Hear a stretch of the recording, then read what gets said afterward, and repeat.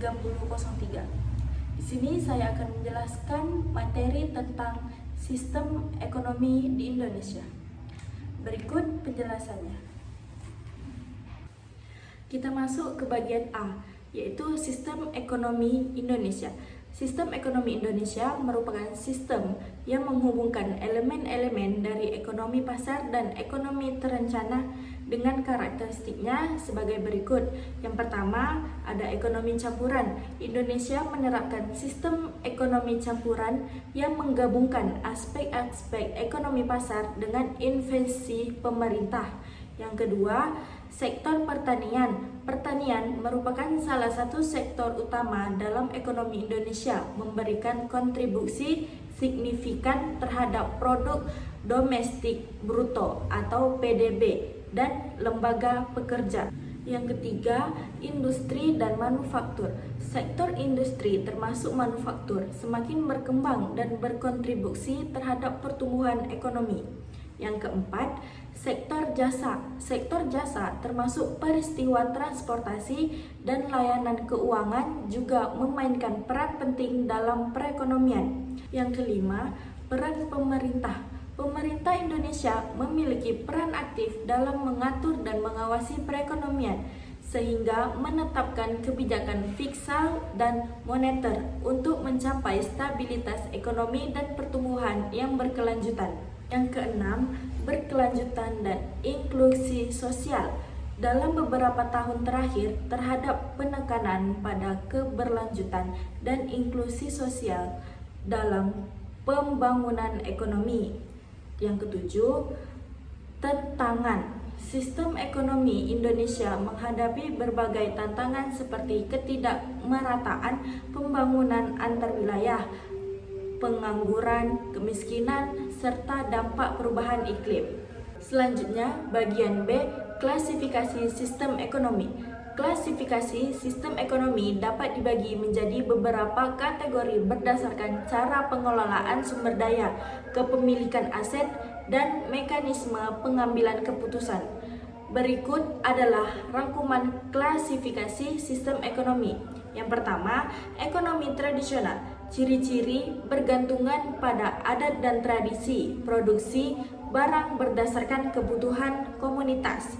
Yang kedua, ekonomi pasar atau kapitalis. Ciri-ciri kebebasan individu dalam membeli dan menjual barang, harga ditentukan oleh pasar. Yang ketiga, ekonomi terancam atau komunis dan sosialis. Ciri-ciri pemerintah mengontrol semua aspek ekonomi dan membuka keputusan terkait produksi dan distribusi. Yang keempat, ekonomi campuran. Ciri-ciri kombinasi antara ekonomi pasar dan ekonomi terancam. Sektor swasta dan pemerintah berperan dalam mengatur perekonomian. Yang kelima, ekonomi berkelanjutan. Ciri-ciri mempertahankan aspek lingkungan dan sosial dalam mengembangkan ekonomi, berfokus pada keadilan sosial dan perlindungan.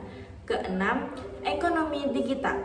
Ciri-ciri mengutamakan teknologi, informasi, dan komunikasi dalam transaksi ekonomi, mencakup e-commerce, fintech, dan ekonomi. Bagian C, landasan sistem ekonomi Indonesia. Sistem tanah ekonomi Indonesia dapat mengarahkan dalam beberapa aspek utama. Yang pertama, Pancasila. Pancasila sebagai dasar negara Indonesia menjadi landasan filosofik dalam sistem ekonomi. Nilai-nilai Pancasila seperti sudah dapat, keadilan sosial, dan musyawarah mempengaruhi kebijakan ekonomi yang diambil. Yang kedua, Undang-Undang Dasar 1945. Undang-Undang Dasar tahun 1945 membuat prinsip-prinsip ekonomi yang mengedepankan kesejahteraan rakyat. Pasal 33 dalam Undang-Undang Dasar 1945. Bagian D, unsur-unsur kebijakan ekonomi. Unsur-unsur kebijakan ekonomi dapat dirangkum dalam beberapa poin kunci sebagai berikut. Yang pertama, tujuan kebijakan ekonomi. Kebijakan ekonomi bertujuan untuk mencakup stabilitas ekonomi. Yang kedua, instrumen kebijakan.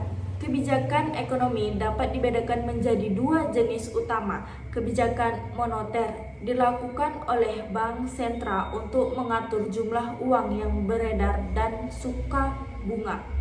Yang ketiga, regulasi dan kebijakan perdagangan mencakup segala bentuk regulasi yang diarahkan untuk mengatur aktivitas ekonomi.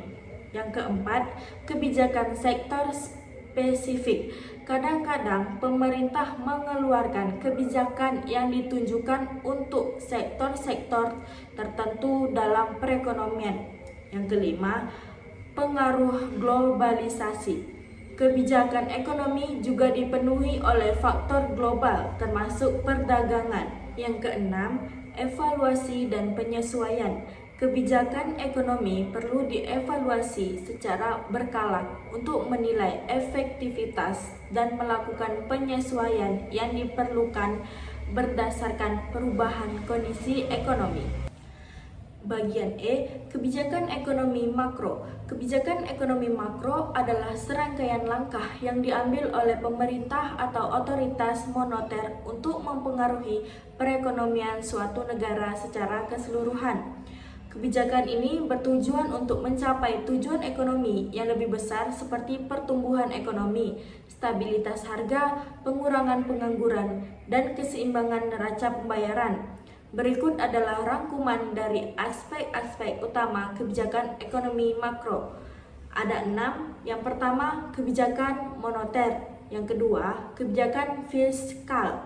Yang ketiga, kebijakan perdagangan. Yang keempat, kebijakan ketenagakerjaan. Yang kelima, stabilitas ekonomi. Dan yang terakhir, pengembangan ekonomi berkelanjutan. Bagian F, globalisasi ekonomi. Globalisasi perekonomian adalah proses interaksi pasar global, di mana negara-negara menghilangkan batasan terhadap arus modal, barang dan jasa, menciptakan pasar yang semakin terhubung tanpa hambatan teritorial. Yang pertama, globalisasi produk. Yang kedua, globalisasi pembayaran. Yang ketiga, globalisasi tenaga kerja. Yang keempat, globalisasi jaringan informasi. Yang kelima, globalisasi perdagangan. Masuk ke dampak positif globalisasi ekonomi. Yang pertama, meningkatkan kreativitas dan daya saing produk ekspor. Yang kedua, kemudahan dalam memperoleh investasi asing yang membuka lapangan kerja. Masuk ke dampak negara globalisasi. Yang pertama, rendahnya daya saing Indonesia yang dapat menghambat perekonomian. Yang kedua, masuknya produk asing yang merugikan industri dalam negara. Bagian G, koperasi. Yang pertama, kepentingan koperasi. Koperasi adalah badan usaha yang dimiliki dan dikelola oleh anggotanya dengan tujuan untuk meningkatkan kesejahteraan bersama melalui prinsip-prinsip kekeluargaan dan gotong royong. Yang kedua, sejarah koperasi. Koperasi pertama kali muncul di Inggris pada tahun 1844 sebagai respons terhadap ketidakadilan ekonomi. Di Indonesia, koperasi mulai berkembang setelah kemerdekaan dan diatur dalam Undang-Undang Dasar 1945 sebagai pilar perekonomian. Yang ketiga, fungsi kooperator. Fungsi kooperator dibagi menjadi 3 bagian. Yang pertama, meningkatkan kesejahteraan anggota melalui pembagian keuntungan yang adil. Yang kedua, menyediakan akses ekonomi kepada anggota untuk barang, jasa, atau modal dengan harga wajar. Yang ketiga, membedakan anggota dalam mengelola usaha dan pengambilan keputusan. Bagian H, ekonomi kreatif. Ekonomi kreatif adalah sektor yang memanfaatkan keaktivitas pengetahuan dan keterampilan untuk menciptakan nilai tambah dalam produk dan layanan. Konsep ini mengutamakan inovasi dan ide-ide orisinal sebagai sumber daya utama, serta menggabungkan budaya dan seni dengan teknologi dalam proses produksi. Ciri-ciri utama ekonomi kreatif meliputi kebutuhan akan kreativitas, kolaborasi, dan kemampuan beradaptasi dengan pasar. Di Indonesia, sektor ini diatur oleh Undang-Undang Ekonomi Kreatif Nomor 23 Tahun 2019 yang bertujuan untuk meningkatkan kesejahteraan dan menciptakan lapangan kerja. Contoh ekonomi kreativitas ada 5. Yang pertama, industri film dan video. Yang kedua, musik dan industri hiburan. Yang ketiga, desain grafik dan digital. Yang keempat, seni dan kerajinan tangan. Terakhir, yang kelima, pemainan video dan aplikasi. Baiklah, mungkin sampai di sini saja saya menjelaskan tentang materi sistem ekonomi Indonesia ini. Sekian, terima kasih.